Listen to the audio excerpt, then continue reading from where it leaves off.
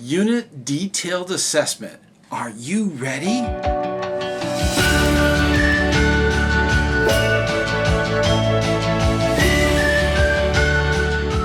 Hey, ScouterStan. I want to talk about a unit detailed assessment.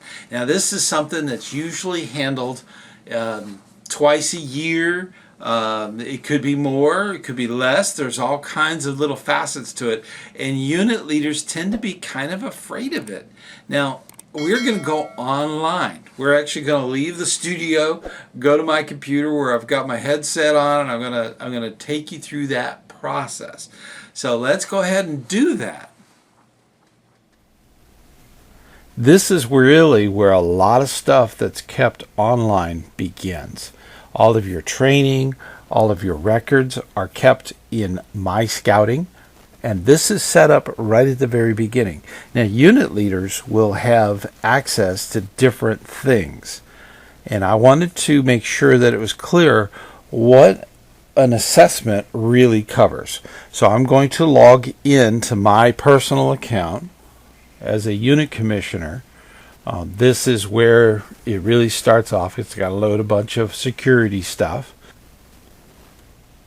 And this is the opening screen once you have logged in. Then it's a matter of going to your menu, and as a unit commissioner, we're going to go down to my commissioner's tools. Now, for my colonial district, this is our district dashboard. Now, we're going to quickly go over to contacts, and we're going to select units that are assigned to me. Now, please keep in mind, this is my own personal settings, so I'm going to be graying out a lot of things because this is not something that's public domain information. But we're going to dive into some a troop, and from there we're going to select the troop, and then we're going to go and do a contact. Now, with this, we're going to do a detailed assessment. So in a detailed assessment, we're going to do it with the key 3. That's normally what happens. It's got my name on it. We're going to put a date on this. Okay, let's make it Christmas. How's that? We'll do it on Christmas. Now, these are people that would be notified. Okay, so when you contact is done, these are the people that would be notified. Usually it's the charter organ rep, the committee chair, and of course the scoutmaster. Those would be the key 3. That's what we set up here. So once this is done, then it would send out an email inviting them to log on and do an assessment.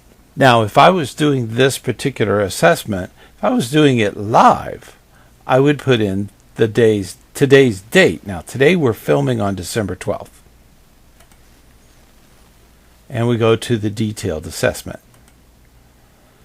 It's going to go directly into an assessment of this unit. It has last year's data, and it has all of the particulars on this unit. It's a smaller unit. It has 13 registered scouts with 10 adult leaders, which is a pretty common numbers. Down here we break everything down into planning and budget. We'll get into what that means, and then we'll get into membership program, and of course volunteer leadership, unit priorities, and details. And then of course we'll create service plans at the very end, so we cover any of the things that go on. Now, this is very similar to what the key 3 would be emailed, and they log in and they can do these parts on their own. We're going to go directly into the planning and budget. In here, we're asked to give it a score, and typically it's from 1 to 5. There's no fractions, and there's no perfect answer. Sometimes if you give somebody a high score, it could actually be hiding or misleading something that needs to pay attention to. So it's important to answer the questions as honest as possible. And whenever the budget plans are done, it's a good idea to have a treasury report from the unit so that you can make comments. Now, you'll notice that everything on here is commissioner based because that's where this instance is. I'm doing this as a unit commissioner assessing the unit. Now, this particular unit put in a budget, and it's not in great detail, so I would probably give it a 4. If it was in enormous detail, almost a spreadsheet kind of thing, then it would be a 5. Some units, they'll hand in a budget and it won't even have the basics on there. So it might be a 3 or a 2. And then ones I don't get anything from, they end up on a 1. Now let's scan down to the next part, which is membership. Membership is a huge thing when we're dealing with scouts. And of course, then we have the same assessment numbers, 1 to 5. 1 being not so good, 5 being absolutely incredible. There has to be a plan for retention. That's how you keep your scouts active. Usually I look for a program that is detailed with a lot of opportunities in it every single month. Now when we pop down to this growing, that's important. We have to think about membership year round. We can't just do it seasonally.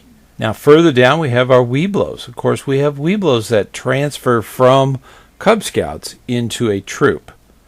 This is something that needs to be considered.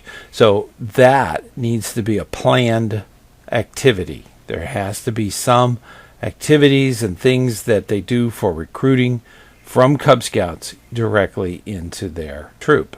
And of course we have comments. Now let's go on to program. Now again, program is how you retain scouts. You can sign up new scouts all day long, but if you don't have a program, you're not going to keep them. So that is a priority. Of course, when you're doing that, you have advancement and you have all the different things, and you want to make sure that scouts are moving up at least 1 notch every single year. That's very important. Short-term camping, that's the weekends of going out to a canoe trip or camping, or we live in Florida, so that would be something like going on a beach or doing something outdoors, some kind of activity, a hike in the woods. That is always a fun short-term weekend event. Of course, then we get down to long-term camping. That's the week at summer camp.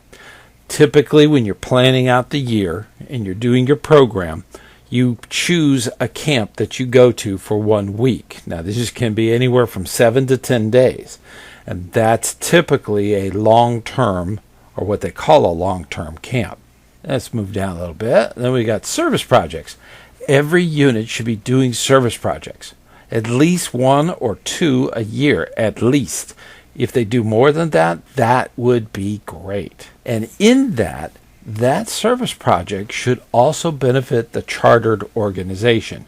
There should be some give back. The charter is there to help the unit, but the unit needs to help out the charter. So it needs to be not just a one-way street. It needs to be a very active thing. Then we move down to our patrol method. Patrol method is how scouting works.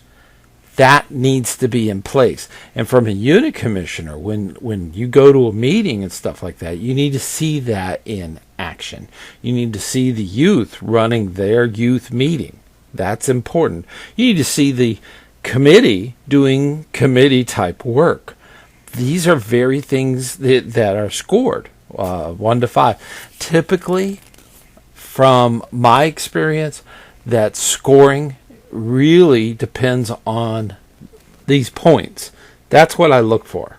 So, and it's just a mental thing. Now, this is a long, drawn-out assessment, and typically it's done twice a year. Of course, the commissioner also does comments. That's something that's done down there. Now let's look at volunteer leadership. Volunteer leadership is incredibly important. Baden-Powell was famous saying that every scout deserves a trained leader, and there are multiple opportunities to be trained. There are reports that can be run that you can ask your commissioner for that will actually give you the number of trained leaders that you have. So let's move on down. We have leadership planning. Okay, you need to be thinking about recruiting leaders for new jobs and moving them through that process. There's a lot of discussion about leadership that is behind the scenes, such as the committee, finance, that kind of stuff. And then the leadership that is scout facing. That leadership needs to be completely trained, and you got to make sure that they have the youth protection training up to date. Now let's move on to this one. It says it's incomplete because we haven't put anything in it. Okay, so that's the reason. Now this is JTE. This is your Journey to Excellent. Okay, we need to select. You can actually select a score. Okay, gold, silver, bronze, not ranking. Okay, these are levels that you can put in. The key leadership needs to have a plan in place if there's going to be a major change within the next few months. This is something that you can indicate on this report. And this is very, very important to have a succession plan. You know, who takes over if the scoutmaster goes? Who takes over if the committee chair goes? That's something that needs to be discussed. That's something that needs to be planned. The minute you go into those positions, you need to be looking for that replacement or that backup. Now, at the bottom of that, it needs help. Okay, this is really stuff that if you want to talk to the assistant district commissioner or the district commissioner, this is someplace where you can actually ask for that. So that's an important little pointer. If you get this from your district commissioner, chances are you don't have a unit commissioner. So having a discussion with them about getting one assigned is very important. Now, if you have a possibility of a unit commissioner candidate, a great one would be a former Cub Master. That would be an awesome unit commissioner. So that's something to look into. And of course, you have contact information down here for that recommendation. Now, that after you've got that in there, it's not required, but it is recommended to have something in there as far as a unit commissioner, especially if you don't have one. You want to get one that can help your unit in many, many ways. Now, the next one is youth attendance. This is something you need to be observing over a period of time. There is a little drop down here, and you can see that it's increasing steady or decreasing. This is a critical indicator. If you're coming up on summer camp and you notice that the scouts are decreasing, there may be a problem that you may not know about. If you see an increase, you want to find out why. Is this something that was going on as far as recruiting? Is that what's causing that? Or are you stable? Is it the same amount of scouts that are coming in all the time? That could be bad. You need new scouts coming in because scouts age. They actually mature to 18 and they're gone. Okay? They move on to whether it be venture or they move on to Sea Scouts or on to college. You know, there's a lot of reasons they could be gone. So you want to keep it increasing. Steady is probably the scariest and the one that would be the hardest to affect because you got to keep recruiting new scouts so that it's always increasing. That's very important. You don't want a sudden decrease. That's important too. You have to keep it growing. And that's one of those interesting issues. Now, as we go down here, we have priority needs. Is there any issues with the key 3? That's something that you could indicate on this report. Now, of course, it's going to ask you to put in more information about what is the issue, but that's later on when we get into creating a service plan. Scouts aren't meeting. They're on extended vacation, or like in the past when we had COVID, we had total shutdown. So scouts weren't meeting at all physically. They were meeting online. So that was a big deal. And with that in mind, if your scouts are still in lockdown and they are still meeting, that is good. That would be fine. It's not that they're not meeting in person. It literally just says unit not meeting. Okay, that would be physical. If they are meeting online, that's fine. A unit with no leader, okay? A scoutmaster is critical. You have to have a scoutmaster. You need a cub master in a pack. You're going to need the basic leadership running the unit. If the scout leader is pulled away, work does it, there could be a family emergency, that needs to be notified. That needs to be on here so that they can be addressed and taken care of. A unit with no committee, okay, that cannot sustain for very long. You need your backstage people to make the unit go. That's the only way it's going to happen. If your unit committee is not having regular monthly meetings, then there is no progress towards the program. It's gutting the staff that actually is doing all of the stuff behind the scenes. They have to have those meetings so that they make sure on track to make sure that the weekly program for the monthly event, the programming that's going on, whether it be the events throughout the year, that all has to happen. And if they're not having committee meetings, that is a major problem. Now, this is a big one. We've talked about it earlier. We talked about units with no new members. You've got to continuously have new members. In a scout troop, you need those Webelos from Cub Scouts to cross over to your unit on a regular basis.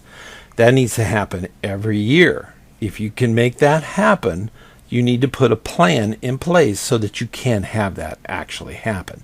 That's critical. So you constantly have to have that. If you do just annual recruiting, that's not good. You need to have meet the teachers night at the school. You need to have your chartered institution involved in this too. If you have a very large church, synagogue, mosque, they have students. Those students should be invited to come to a meeting. That is a great thing. If you can, invite them to go camping. That's even better. That's a great way to do some recruitment. Next, you have the conflict with the chartered organization. Say, for instance, they're having a problem with parking, okay, for the meetings. That's something that that could get out of control. If you have financial problems, if you have equipment problems, if you have a charter organization that's missing, okay, the COR is just never attending any meetings. That's something that is important. That would be a conflict. There could be something going on. What you don't know could actually hurt the unit. So that's very important to make sure that you iron out any of those conflicts. Now, the next one I think is just temporary. Okay, this is new unit leaders not having the orientation or the training. That is something that can be tackled immediately. A lot of the training is done online, and that can be done way out there. Now, eventually they will need to go to the physical training, how to put up a tent, how to tie a knot, all the first class skills, all the scout skills that are needed. The leaders that are scout facing will need that training eventually. Everyone else behind the scenes, it's almost done completely online. Now, the next one is units with weak leadership. Now, the weak leadership would be leadership that's not there. They are absent at campouts, camporees, meetings, committee meetings. If the leadership isn't there, it's not helping. And what they mean by weak leaders are ones that are absent. That's really what that means. Or they just don't have the training, the skills, the knowledge, the ability to be a leader. That could be an issue. So that's something that needs to be done. Now, when you create a service plan, service plans are a lot of typing. Now, of course, the categories for a service plan can vary, and it's the categories we just went through. This could be a service plan for a leader, a brand new leader. So volunteer leaders would be the thing. You set a goal, a simple goal, okay? Let's say before we go to camp on... we're going to try to get you all trained up by that date. Now, an annual completion date, that would be something that, for instance, if we were talking about recharter, that's something you want to get done in November if you're on the annual cycle of recharter. Now in here, of course, you're going to do all of your typing in this section here for any of the actions that need to happen. Then you identify the people that would be involved with those actions, the scouts or the scouters that would need to be on that service plan. That would be typed out here. And that's it. You can actually create multiple service plans. So that's all there is to an assessment. It is in detail and it is scored. Don't let that frighten you. Now, sometimes you can see an improvement over time with different units. Isn't that amazing? Now, I'll tell you what, that assessment was in great detail. That is not the normal assessment. Throughout the year, your unit commissioners do a simple assessment, which is dates and maybe a comment. And that's it, okay? It's not much to it. And it's to get the district people aware, whether it be professionals, the executives and directors, or the district volunteer leadership like the district committee, and of course the district commissioner involved in all of that type of assessments. And it's done throughout the year. Now, whether you have a unit commissioner or not, some of you don't. Some of you don't know you have a unit commissioner. In order to be chartered in the Boy Scouts of America, in Scouts BSA, you must have a unit commissioner sign a form. So somewhere along the line, there's a unit commissioner that is actually assigned to your unit. Find out who it is. If you don't know, you need to know. Their job is to make your job easier. You know, that is the key. Their job is to make your job easier. That's how important it is. I said it twice. So keep that in mind. This unit assessment helps you come up with service plans on how to get everything going. And you just saw how that's all put together. So keep doing that great work that you're doing for Scouts. And this helps others help you do that. So definitely do your assessment. It will be slightly different for committee chair and the other key 3 members, okay? They will be slightly different than what you saw there. What you saw there was the unit commissioner's view, okay? And it should be very similar, but it will have your name on it, okay? So it's your assessment. Assess your unit. We expect units to do this all the time, okay? So at least twice a year, and that's something we do on a regular basis, or should do on a regular basis. So keeping all that in mind, keep up the hard work that you do. You do so much for Scouts, and now that we're wrapping up the year, we're getting back going and we're camping and doing fun stuff. Keep it up. Keep up that good work, and I will see you on the trail.